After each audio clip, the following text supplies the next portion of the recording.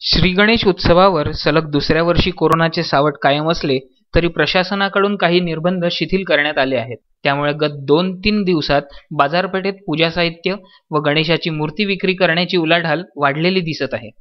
गतवर्षीच्या तुलनेत यावर्षी बऱ्यापैकी व्यवसाय होत असल्याने विक्रेते व्यापारी सुद्धा आनंदलेले आहेत। मागील वर्षीच्या तुलनेत यावर्षी प्रशासनाकडून काही अंशी शिथिलता देण्यात आली, त्यामुळे बाजारपेठेत गतवर्षीच्या तुलनेत उलाढाल तसेच गर्दीही दिसायला लागलेली आहे। पूजा साहित्य व मूर्तिकारांची दुकाने थाटली आहेत। खामगाव नगरपालिका मैदानावरती गणेश मूर्तींची 70 दुकाने लागलेली असून गत 3 ते 4 दिवसांपासून दुकानांवरती सुद्धा रेलचेल वाढलेली दिसून येते आहे। बाजारात कच्च्या मालाचे भाव वाढलेले असल्यामुळे 2-3 वर्षांच्या तुलनेमध्ये यावर्षी मात्र मूर्ती व पूजा साहित्याचे दर सुद्धा वाढलेले दिसत आहेत। कोरोना काळामध्ये इतर सर्व व्यापाऱ्यांप्रमाणे मूर्ती व्यवसायाला सुद्धा मोठा धक्का बसलेला होता। यावर्षी सुद्धा काही प्रमाणात कोविडचे सावट आहे, पण शिथिलतेमुळे मूर्त्यांच्या विक्रींना काही प्रमाणात वेग आलेला आहे। चंद्रकांत कांडेकर मूर्ती विक्रेता म्हणाले की शाडूच्या मातीच्या मूर्ती आता लोकांना हळूहळू पटत असून शाडूच्या मूर्त्यांची मागणी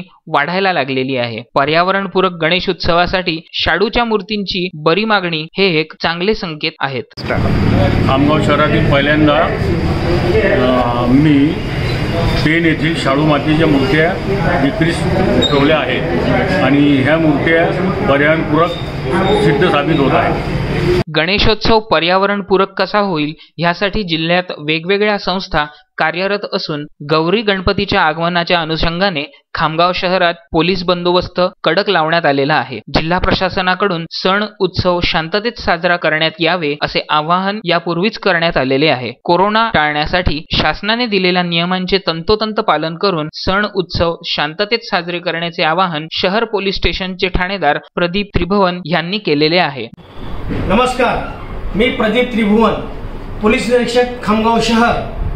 सर्व खामगाव शहरातील नागरिकांना आवाहन करण्यात येते की आज मंगलमूर्ती श्री गणेश स्थापना दिनी आपण शासनाच्या नियमाचे तंतोतंत पालन करावे। आपल्यामुळे गर्दी होणार नाही। अगर आपण गर्दीच्या ठिकाणी जाण्याचे टाळावे, सामाजिक अंतर ठेवावे। आगामी 10 दिवसात आपल्यामुळे कोणत्याही कायदा व सुव्यवस्थेचा प्रश्न उद्भवणार नाही, तसेच कोविड संबंधी कोणत्याही नियमाचे उल्लंघन होणार नाही याबाबत आपण दक्षता घ्यावी ही नम्र विनंती। नमस्कार। मोहम्मद फारूक, विदर्भ न्यूज, खामगाव।